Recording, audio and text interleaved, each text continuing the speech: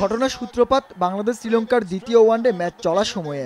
ম্যাচের প্রায় শেষ সময়ে বাংলাদেশ দল একের পর এক উইকেট হারিয়ে দারুণ বিপাকে। তখন টিভি ক্যামেরায় সরাসরি সম্প্রচারে ফুটে ওঠে টাইগারদের ড্রেসিং রুমের ছবি, যেখানে দেখা যায় খালি গায়ের সাকিবকে।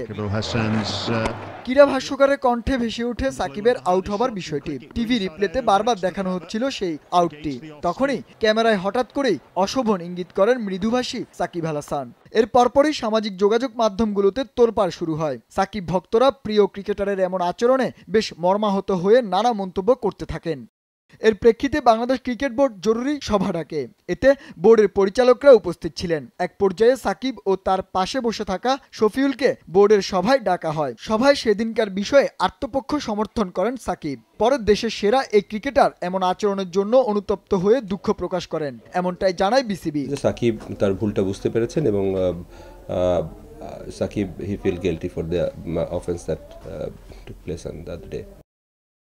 তবে দুঃখ প্রকাশ করলেও সহজে পার পাননি সাকিব। গণমাধ্যমে প্রেস রিলিজ দিয়ে বিসিবি জানিয়ে দেয়, কোড অফ কন্ডাক্ট ভঙ্গের দায়ে সাকিবকে নগদ ৩ লক্ষ টাকা জরিমানা এবং জাতীয় দল থেকে আগামী ৩টি ওয়ানডেতে নিষিদ্ধ ঘোষণা করা হয়েছে।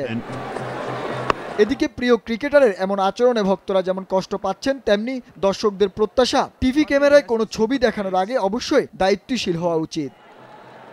শান্ত বিশ্বাস, সময় সংবাদ, ঢাকা।